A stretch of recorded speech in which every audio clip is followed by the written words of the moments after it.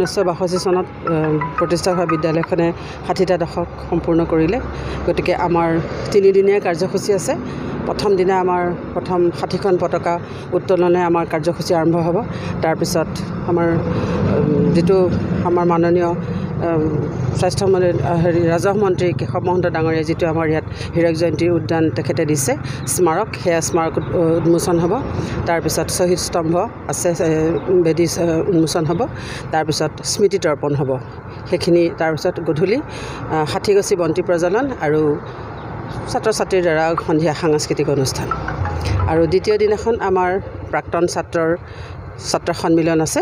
মুখ্য আমাৰ সেইদিনাখন সেয়াই। তাৰপিছত সন্ধিয়ালৈ প্ৰাক্তন ছাত্ৰ ছাত্ৰীৰ দ্বাৰা সাংস্কৃতিক অনুষ্ঠান পৰিৱেশন। আৰু তৃতীয় দিনা আমাৰ মুকলি সভা আছে। সেইদিনাখন আমাৰ স্মৃতি গ্ৰন্থ উন্মোচন আছে আৰু মুকলি সভা আমাৰ বিশিষ্ট অতিথি আমাৰ কেশৱ মহন্ত ডাঙৰীয়াটো থাকিবই। তাৰপিছত শিক্ষামন্ত্ৰী ৰণোজ পেগু ডাঙৰীয়া, দিছপুৰৰ বিধায়ক অতুল বৰা দেৱ ডাঙৰীয়া, দীপলু ৰঞ্জন শৰ্মা আদি কৰি বিশিষ্ট ব্যক্তিসকল থাকিব। আৰু ছাত্ৰ সন্মিলনৰ দিনাখন আমাৰ এঞ্জেলা চাংমা ডাঙৰীয়াই আহি ছাত্ৰ সন্মিলনত তেখেতে ভাগ ল'ব। এইখিনি আছিলে আমাৰ 3 দিনৰ কাৰ্যসূচী। মিছা সহিকান্ত বৰুৱা মধ্য ইংৰাজী বিদ্যালয়, কলিয়াবৰ মহকুমাৰ মিছা এটি চাহ বাগিচা অধ্যুষিত অঞ্চল।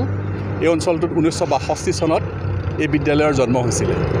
আজি হীৰক জয়ন্তী বৰ্ষত মিছা শশীকান্ত বৰুৱা মধ্য ইংৰাজী বিদ্যালয়ে ভৰি দিছে। মিছাবাসী ৰাইজৰ সহযোগত প্ৰাক্তন ছাত্ৰ ছাত্ৰীসকলে হীৰক জয়ন্তী উদযাপনৰ আয়োজন কৰিছে। আগন্তুক 4, 5, 6 তাৰিখে এটা বৰ্ণিল কাৰ্যসূচীৰে এই অনুষ্ঠান অনুষ্ঠিত হ'ব। স্থানীয় বিধায়ক কেশৱ মহন্তদেৱৰ পৃষ্ঠপোষকতাত শ্বহীদ বেদী, স্মাৰক ইত্যাদি নিৰ্মিত হৈছে। তাৰোপৰি এই অনুষ্ঠানলৈ প্ৰশান্ত ৰাজগুৰু, শিক্ষামন্ত্ৰী ৰণোজ পেগু, এঞ্জেলা চাংমাইকে ধৰি বহু বিশিষ্ট ব্যক্তিয়ে সভাত অংশগ্ৰহণ কৰিব। মিছাবাসী ৰাইজৰ উৎসাহ উদ্দীপনাত এই অনুষ্ঠান সফল হ'ব বুলি আমি আশা কৰিছোঁ আৰু সদৌতি ৰাইজৰ উপস্থিতিৰে এই অনুষ্ঠান সাফল্যমণ্ডিত হ'ব বুলি আমি সকলোকে আমন্ত্ৰণ জনাইছোঁ।